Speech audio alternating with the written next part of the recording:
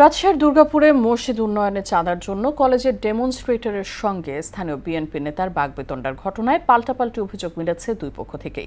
ঘটনার video viral হওয়ার পর উত্তেজনা বিরাজ করছে এলাকায়। এই ঘটনায় শিক্ষকরা জড়িত থাকলে তদন্ত করে ব্যবস্থা নেওয়ার কথা জানান অধ্যক্ষ আব্দুর রাজ্জাক।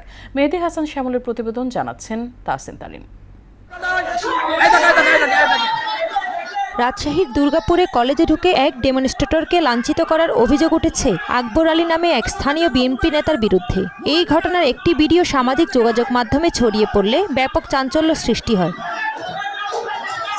অভিযোগ আছে ওই ডেমনস্ট্রেটর দীর্ঘদিন ধরে সহকর্মীদের সঙ্গে অসৌজন্যমূলক আচরণ করে আসছেন। এই ঘটনায় সুষ্ঠু বিচারের দাবি করেন এলাকাবাসী। এই মহিলা একটা দার্জাল মহিলা, এই মহিলা একটা বেয়াদব মহিলা, এর জন্য স্কুলের স্টাফ সবাই লাঞ্ছিত, আরো 5টা লোকে মারছে ভাগে। আমি তীব্র নিন্দা জানাচ্ছি, এই মহিলার অপসারণ চাই। আমরা তীব্র নিন্দা প্রতিবাদ জানাই এবং উনি যে শিক্ষক কর্মচারী সবসময় অত্যাচার করে, মানসিক নির্যাতন করে, এরও প্রতিবাদ জানাই আমরা। ওয়ার্ড বিএনপি নেতা শাহেদ আলীর দাবি, তাফসিরুল কোরআন মাহফিলের দাওয়াতপত্র দিতে অধ্যক্ষের অনুমতি নিয়ে তারা কলেজে প্রবেশ করেন। তবে দাওয়াতপত্র দেওয়ার আগেই ডেমনস্ট্রেটর আলেয়া খাতুন তাদের সঙ্গে দুর্ব্যবহার করেন। এক পর্যায়ে শুরু হয় বাগবিতণ্ডা। আমার বিরুদ্ধে যেটা আছে এটা সমস্তটাই মিথ্যা। আমি চাঁদাবাজ কিংবা চাঁদা করতে যাওয়া না, আমি বরঞ্চ কলেজ আমার কাছে যে টাকাটা পাইতো জমি লিজের, এই টাকা দেওয়ার উদ্দেশ্যে যাই দেখছি যে ওখানে জ্ঞান যাও, মহিলা আমাকে মারে, এই পাল্টা মহিলার সাথে আমার এই আচরণ হয়। অভিযোগ অস্বীকার করে আলেয়া খাতুন দাবি করেন, মাহফিলের নামে চাঁদা আদায়ের চেষ্টা করায় তিনি বাধা দেন।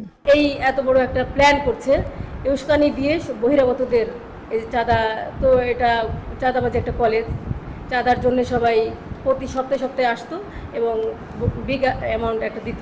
এই ঘটনায় কলেজের শিক্ষকরা জড়িত কিনা সেই বিষয়ে তদন্ত করার কথা জানান কলেজের অধ্যক্ষ। আমি এই বাইরের লোকদের জন্য সুবিচার কামনা করছি, আর যেসব শিক্ষক তাদের সাথে এই অনৈতিক কাজের জন্য সহায়তা করে এখানে এসে দাঁড়িয়ে করেছে, তাদের তালিকা দেওয়া হয়েছে, তাদের একটা আইনগত ব্যবস্থার জন্য সর্বত্র যে জায়গায় সেই জায়গায়। চাঞ্চল্য সৃষ্টিকারী ঘটনায় এখন পর্যন্ত থানায় কোনো মামলা হয়নি। স্থানীয় ও সংশ্লিষ্ট সচেতন মহল বিষয়টি নিরপেক্ষ তদন্তের মাধ্যমে প্রয়োজনীয় ব্যবস্থা গ্রহণের দাবি জানান। তাহসিন তারিন, মোহনা সংবাদ।